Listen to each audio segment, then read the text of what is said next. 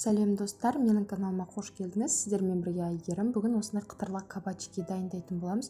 Өте дәмді, тіске басар, тез әрі дәмді болып шығады. Сондықтан менімен бірге дайындап көрсеңіздер болады. Менің каналыма тіркелмеген болсаңыздар, алдымен тіркеліп, подписацияны басып, қоңыраушаны басып қойыңыздар.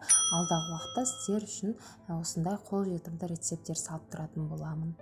Ал бізге керекті заттар осындай 2 штук кабачки керек, панированный сухарики, 10 және 2 жұмыртқа. Бар болған осы заттар. Қараңыздар. Кабачки менде кішкене холодильникте 1-2 күн тұрып қалды.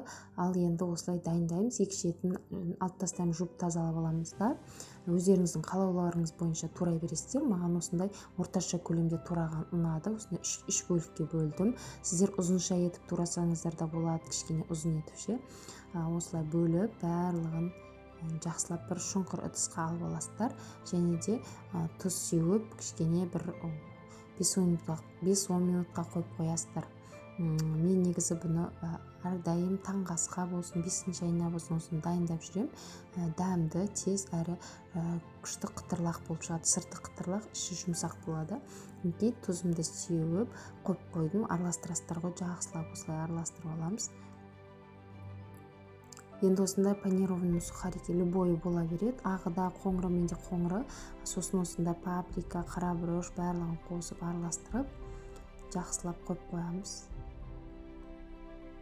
Енді 2 жұмыртқамызды осылай шағып, тарелкаға салып аламыз.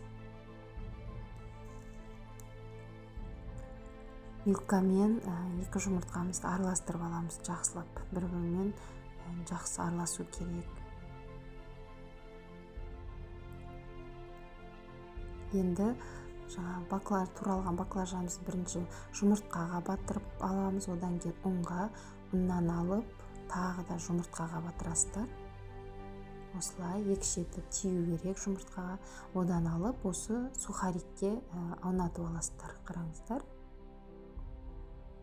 2 бетін аунатасыздар, ауыстыра отырып, барлығын осылай қайталап шығасыздар. Қараңыздар, менде біраз кабачкилар шықты. Енді қызып тұрған майымызға пышылдатып осылай пісіріп аламыз. Астын кішкене баяу отқа қойып қойыңыздар, әйтпесе ортасы ішінде кабачки піспей қалады.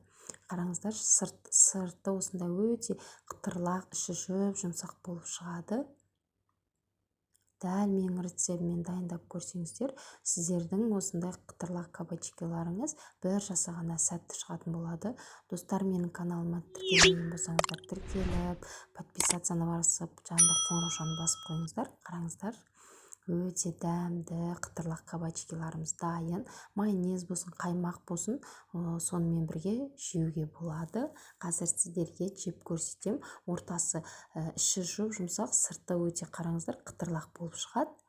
Өте дәмді. Менің каналыма тіркелмеген болсаңыздар, тіркеліп, лайк, комментарий қалдыруды ұмытпаңыздар. Сіздер кабачкиді қалай пісіресіздер, ойларыңызбен бөлісе кетіңіздер. Келесі жолы сіздермен жасап көрермін. Қараңыздар. Ал барлықтарыңызға рахмет.